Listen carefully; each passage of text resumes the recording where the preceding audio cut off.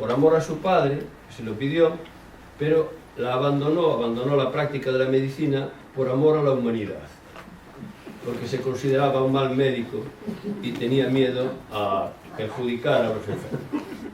Y realmente su vocación era de dibujante, y es a lo que se dedicó, de artista plástico, de dibujante, y es a lo que se dedicó con más empeño. Es curioso también porque es un personaje que hoy en día tiene en Galicia, en Santiago de Compostela, en el Panteón de Galegos Ilustres, el lugar donde están las figuras reconocidas por la historia, más reconocidas. Hay el Panteón Real, donde están los reyes enterrados en la catedral, pero luego hay las figuras que desde el siglo XIX fueron aceptadas como figuras, digamos, de carácter colectivo, nacional, ¿no? Y ahí está Rosalía de Castro, la primera, fue quien abrió ese lugar, y luego fueron llegando otras. Y luego está Castelao, que llegó todavía en los años 80 del siglo pasado. Llegaron sus restos desde el exilio, desde Argentina, donde murió. Y entonces, curiosamente, Castelao tiene el mayor sepulcro, un sepulcro enorme en piedra, y hoy en día es la gran figura del país, ¿no? Junto a Rosalía, los dos. Pero realmente, como digo, es un éxito póstumo, pero realmente en vida él murió en el exilio, murió fracasado, él fracasó. Él era político republicano, demócrata, republicano, galleguista, y no pudo volver a su Galicia, ni pudo volver a asistir de nuevo a una república en España y en Galicia, ¿no? Él, de hecho, fue ministro de un gobierno republicano en el exilio, ya en los años 40, cuando ya se había perdido la guerra, los demócratas, y ya habían perdido la guerra Hitler y Mussolini, la habían perdido, y entonces en ese momento todavía había esperanza de volver, de construir una república, y él fue ministro de aquellos gobiernos, ¿no? La anterior era de Willy Segel, y esta es la de Castelao, la que hace Castelao unos años después en una cerámica en Santiago, una fábrica que se llamaba Cerámica Celta, en Galicia. Entonces, que hay una influencia directísima. Yo cuando vi esto, y luego veo la de Castelao, yo conocía la de Castelao, que es una figura que tuvo muy pocas piezas. Cerámica Celta fue una empresa muy... Castelao también conoció la obra de Grof, que en aquel momento, de un modo feroz, retrataba los contrastes sociales y políticos de la sociedad, del Berlín.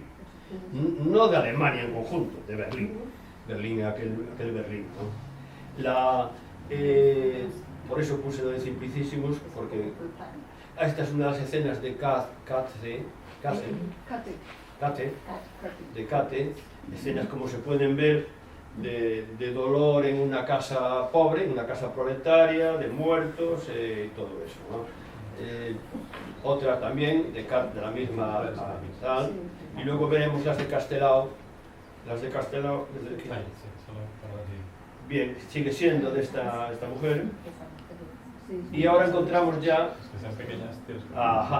las de Castelao. Esta es una de Atila en Galicia, un álbum de dibujos de Castelao en que dibuja en este caso una mujer que llora al marido o al niño perdido, pero dentro de un álbum que es Atila en Galicia, para retratar el horror de la represión tras el golpe militar, lo que desencadenaron en Galicia, ¿no?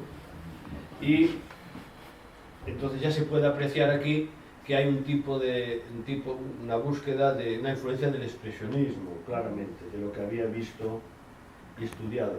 Aquí tenemos de nuevo, es una mujer arengando, al ejército republicano. Este es la represión. Esto se llama A última lección do mestre, la última lección del maestro. Y mataron a muchísimos maestros. entonces lo que habla es eso. Aquí tenemos de nuevo a dos milicianos, dos soldados del ejército republicano, uno va cargando al otro en esa misma estética. Es una estética, tiene una parte de su obra en gallego y otra parte de su obra en castellano, pero cumplió ya en su vida, un papel de catalizar el sentimiento y la conciencia de la sociedad en su tiempo, el sentimiento de orgullo de Galicia, de orgullo cultural, y también en su obra expresó y representó sobre todo el mundo popular, pero también el mundo popular, el paisaje, el país, el conjunto del país.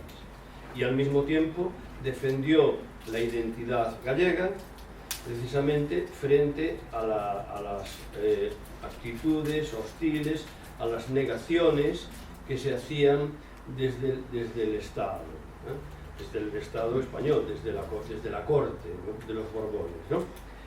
Entonces, Rosalía tiene un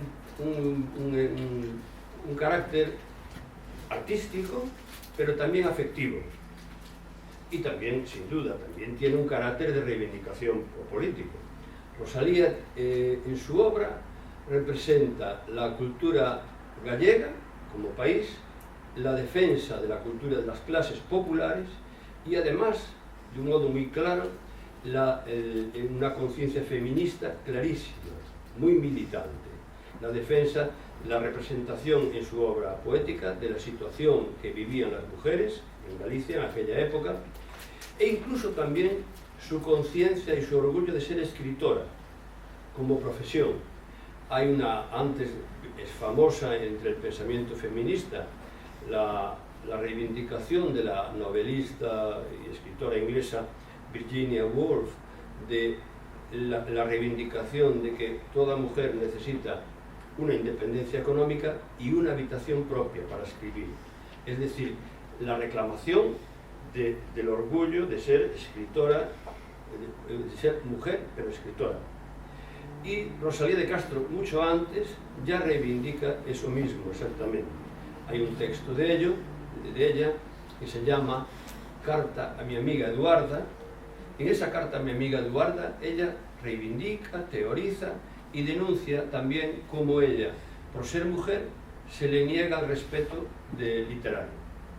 Y lo defiende con mucha valentía y de frente, con mucha claridad. Rosalía es una persona muy libre y muy interesante, muy interesante. Es producto de una época, la época de las revoluciones en Europa, de las revoluciones democráticas, producto de una revolución de 1846 en Galicia, la revolución de 1846, y sus ideas democráticas y sus ideas de aprecio de la cultura popular, pues, y de libertad personal están en su obra. Rosalía es una figura mítica en Galicia. La otra figura hoy en día es Castelao.